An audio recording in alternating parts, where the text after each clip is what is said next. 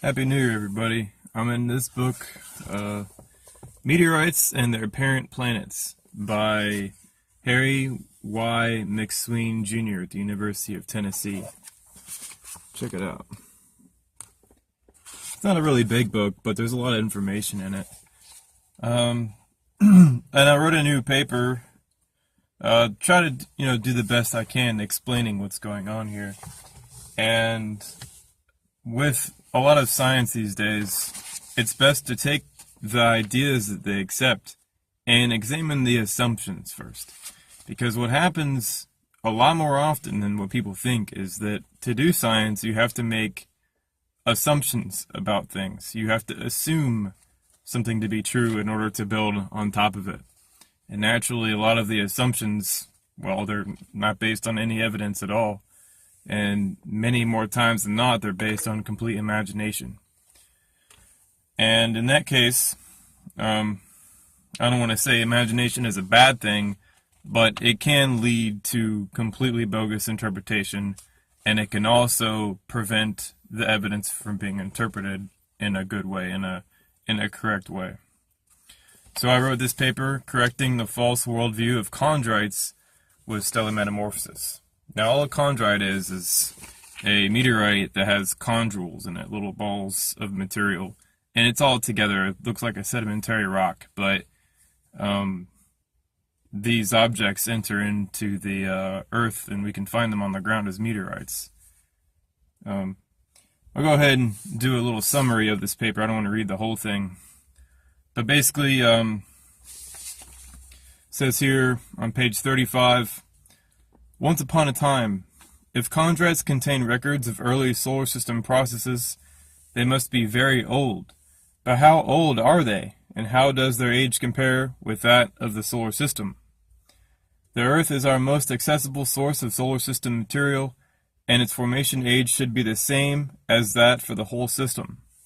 This, of course, presumes that there was no significant gap in time between the formation of the Sun and the planets, and we have no theoretical reason or evidence to suggest such a hiatus. If you can get what I'm getting here, he's assuming that the solar system is a singular object. I write this in the paper here. The solar system is not a singular object. It's composed of thousands of different disconnected objects separated by billions of kilometers of hard vacuum. To say the solar system is a singular object, well, that's just very, very muddy thinking, when clearly you look through a telescope and you see that Saturn isn't connected to the Earth. Jupiter isn't connected to Saturn. Uranus and Neptune are billions of kilometers distant from the Earth and the Sun. So to say the solar system is a single thing, and that the Earth is the same age as the solar system, assuming the solar system to be a singular construct, that's just muddy thinking right off the bat.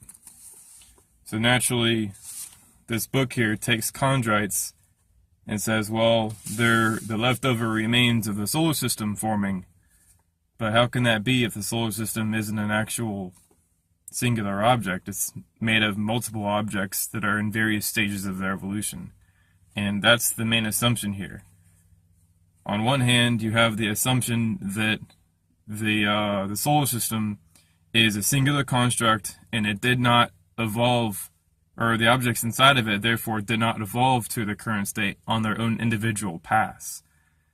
And that is where the scientists have been completely off in fantasy land. The objects that we see, the planets, Jupiter, the Sun, Earth, they are evolutionary structures. They evolved greatly to their current configurations, their levels of differentiation. And with the exoplanet data that's rolling in, of course, it's 2017, we're now collecting many decades of information which completely throw the idea of there being a solar system as a singular construct out the window. That being said, the chondrites, and this is very important, this is the main purpose of the paper, chondrites are not the remains of solar system being born.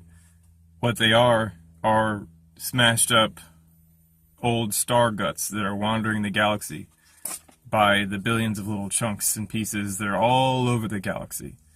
And the fact that they're in our solar system now, or that we can find them on the Earth, is no proof that somehow they were there when the solar system formed. No, they're completely independent of the solar system. If anything, all the objects that we see, all the meteorites, came from somewhere else in the galaxy. They're just shrapnel. Imagine, I don't know, I guess the best way to explain it is like, okay, say you have a volcano erupting in Norway or Iceland. The dust from that volcano will encircle the globe. It will completely cover the Earth eventually. So when you go outside and you pick up some sand, there's a very small possibility that you'll have some dust, if not one or two particles out of like a million, that came from that volcano in Iceland. But that doesn't mean that that dust formed exactly where the sand is. It came from some other place completely disconnected.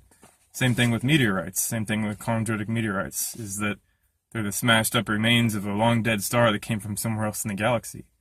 It's just the galaxy has been mixing up all this material for a very, very long time. And we have no idea where it came from. The only way to really tell what's happening with chondritic material would be to look at them and try to piece the puzzle together to how deeply they would be situated inside of an evolved star. Chondritic material would be more of the mantle material and more of the top near the crust. And as you go deeper and deeper and deeper, it gets more pure with the iron and nickel content. And the iron and nickel meteorites, those are the very central materials that compose the ancient stars. So think about that when you go to museums and whatnot and stores and you look at meteorites and rocks that came from outer space.